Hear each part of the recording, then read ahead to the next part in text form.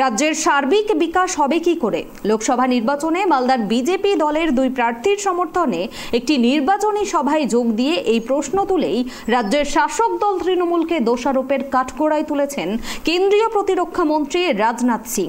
এদিন উত্তর মালদা লোকসভা কেন্দ্রের অন্তর্গত বামনগোলা ব্লকের নালাগোলা এলাকার জিতু ময়দানে বিজেপি প্রার্থীদের সমর্থনে এই নির্বাচনী সভা অনুষ্ঠিত হয়। मैं जानता हूं आप पश्चिम बंगाल के लोग डर की छाया में रहने को मजबूर हो गए। এদিন নির্বাচনী সভায় বক্তব্য রাখতে গিয়ে কেন্দ্রীয় প্রতিরক্ষা মন্ত্রী রাজনাথ সিং বলেন, পশ্চিমবঙ্গে তৃণমূল ক্ষমতায় আসার পর উন্নয়ন কতটা হয়েছে সেটা সাধারণ মানুষ দেখেছে। বিগত দিনে এই সরকার চরম দুর্নীতি করেছে, ভ্রষ্টাচার করেছে। এখানে আইন কানুন বলে কিছুই নেই, আর আইনি ব্যবস্থা যদি ঠিক না থাকে সেই রাজ্যের বিকাশ কিভাবে হবে? जब इस देश में कांग्रेस की सरकार रही है अथवा पश्चिम बंगाल में टीएमसी की सरकार रही है, इन लोगों के ऊपर भ्रष्टाचार के आरोप लगे। इनके नेताओं को भ्रष्टाचार के आरोपों के कारण जेल की हवा भी खानी पड़ी। लेकिन बहनों भाइयों, 10 साल हो गए हम लोगों के सरकार चलाते हुए। आदरणीय अटल बिहारी वाजपेयी को भी सरकार चलाते हुए आपने इस देश में देखा। भारत ही नहीं, दुनिया का कोई व्यक्ति, कोई भी राजनीतिक पार्टी उंगली उठाकर नहीं कह सकती भारतीय जनता पार्टी की सरकार के ऊपर भ्रष्टाचार का एक भी आरोप कभी लगा हो। बहनों भाइयों, एक भी आरोप लगा। इन लोगों के यहाँ बराबर भ्रष्टाचार के आरोप इन लोगों पर लगते रहती है। इनके कई मंत्री जेल की हवा खा रहे। ममता जी, क्या हो गया है आपकी सरकार? রাজনাথ বলেন, পশ্চিমবঙ্গের আইন ব্যবস্থা একেবারে তলানিতে ঠেকেছে। আইন ব্যবস্থা যদি ঠিক না থাকে তাহলে রাজ্যের সার্বিক বিকাশ হবে না।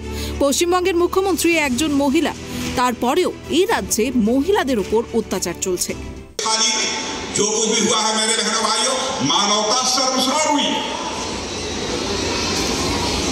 भारत की प्रतिष्ठा पर पश्चिम बंगाल की सरकार ने, टीएमसी की सरकार ने चोट पहुंचाई। महिला के मुख्यमंत्री रहते हुए पश्चिम बंगाल की धरती पर महिलाओं के ऊपर जुल्म हो रहा है, अत्याचार हो रहा है। यहाँ की वीरांगना है हमारी माताओं बहनों से मैं कहना चाहता हूं, उठो और इस बार सत्ता को यहाँ से उखाड़ फेंको टीएमसी की सरकार को। यह मैं आपसे अपील करता हूं। কেন্দ্রীয় প্রতিরক্ষা মন্ত্রী রাজনাথ সিং বক্তব্য রাখতে গিয়ে বলেন, মোদী সরকার ক্ষমতায় আসার পর সেই আগের ভারত এখন আর নেই। ভারত এখন অনেক শক্তিশালী দেশে পরিণত হয়েছে। 2027 সালের মধ্যে ভারত আর্থিক এবং সামরিক দিক দিয়ে দেশের তৃতীয় স্থানে পৌঁছে যাবে। মোদী সরকারের লক্ষ্য একটাই, দেশের বিকাশ করা। जब से हमारी सरकार आई है मोदी जी के नेतृत्व में केंद्र में, भारत का कद सारी दुनिया में कितना ऊंचा हुआ है। पहले सारी दुनिया में भारत को उस सम्मान की नजरिए से नहीं देखा जाता था जिस सम्मान के नजरिए से देखा जाना चाहिए।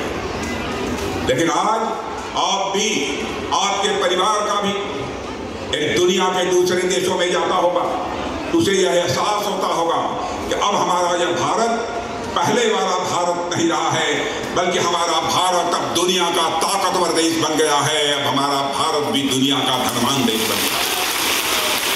সভায় রাজনাথ সিং আরও বলেন, পশ্চিমবঙ্গে কোনো দুর্নীতির অভিযোগের তদন্ত করতে গেলে অথবা কাউকে গ্রেফতার করতে গেলেই ইডি এবং সিবিআই এর উপর হামলা করা হচ্ছে। संदेश खाली जो कुछ भी हुआ है मेरे बहनों भाइयों, मानवता सर्वस्वर हुई। भारत की प्रतिष्ठा पर पश्चिम बंगाल की सरकार ने, टीएमसी की सरकार ने चोट पहुंचाई। পাশাপাশি এই দিন তার বক্তব্যে নাগরিকত্ব আইনের কথাও উঠে আসে। তিনি বলেন, সিএএ নাগরিকত্ব দেওয়ার আইন, নেওয়ার নয়। मैं ममता जी से पूछना चाहता हूं, क्या सच बोलकर राजनीति नहीं की जा सकती? क्या जनता की आंखों में धूल झोंक कर ही राजनीति की जानी चाहिए? बहनों भाइयों, यह नागरिकता का कानून किसी की नागरिकता लेने के लिए नहीं है, यह नागरिकता देने का कानून। দেশের সাথে সঙ্গতি রেখে পশ্চিমবঙ্গেও যদি নাগরিকত্ব পুরোপুরি কার্যকর হয় এবং রাজ্যবাসী এটিকে সমর্থন করেন, তাহলে সেই সূত্রে কি কি সুবিধা পেতে পারেন তা নিয়েও বিস্তারিত জানান তিনি। हम लोगों ने कहा था हम आएंगे, नागरिकता का कानून पास करेंगे। आप देख रहे हैं, चाहे पाकिस्तान हो, बांग्लादेश हो, चाहे अफगानिस्तान हो, हमारे बहुत सारे लोगों का धार्मिक आधार पर उत्पीड़न हुआ है और वहां से भगकर लोग भारत में शरण लेते हैं, लेकिन उनको भारत की नागरिकता नहीं मिलती थी। मैं आपसे पूछना चाहता हूं, धार्मिक उत्पीड़न के कारण जो लोग बांग्लादेश, अफगानिस्तान, पाकिस्तान से भारत आते थे, भगकर आते थे, हमारे लोग हैं, भारत हमारा है, अब वहां चलेंगे, हमें राहत मिलेगी, हमें सम्मान मिलेगा। क्या ऐसे लोगों को नागरिकता दी जानी चाहिए कि नहीं दी जानी चाहिए? मैं आपसे पूछता हूं, आप बताइए, दी जानी चाहिए कि नहीं दी जानी चाहिए? और तेज आवाज में बताइए, दी जानी चाहिए कि नहीं दी जानी चाहिए? बहनों भाइयों, हम लोगों ने इस नागरिकता का कानून पास कर दिया। जो भी धार्मिक उत्पीड़न के कारण अफगानिस्तान, पाकिस्तान और बांग्लादेश से भारत आएंगे, हम उनको नागरिकता का कानून दें। এদিকে যেখানে 100 দিনের কাজের টাকা মোদিজি দিচ্ছেন, সেখানে তৃণমূল বলছে এসব টাকা নাকি দেওয়া হচ্ছে না। গরিব মানুষের এই প্রকল্পের টাকা নিয়েও চরম দুর্নীতি করছে শাসক দল, এমনটাই মন্তব্য করলেন প্রতিরক্ষা মন্ত্রী রাজনাথ সিং। मैं ममता जी से पूछना चाहता हूं, क्या सच बोलकर राजनीति नहीं की जा सकती? क्या जनता की आंखों में धूल झोंक कर ही राजनीति की जानी चाहिए? প্রচন্ড তাপপ্রবাহের মধ্যেই মালদা উত্তরে নির্বাচনী সভায় কেন্দ্রীয় মন্ত্রী রাজনাথ সিং এর বক্তব্য শোনার জন্য ভিড় করেছিলেন প্রচুর মানুষ।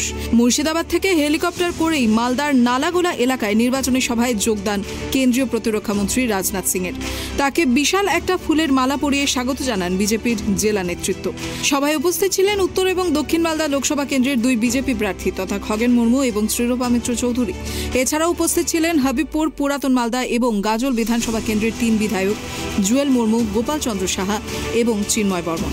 পাশাপাশি উপস্থিত ছিলেন বিজেপির রাজ্য ও জেলা নেতৃত্বের কর্মকর্তারা। এদিন এই নির্বাচনী সভায় আদিবাসী থেকে শুরু করে বিভিন্ন সম্প্রদায়ের মানুষরা ভিড় জমান।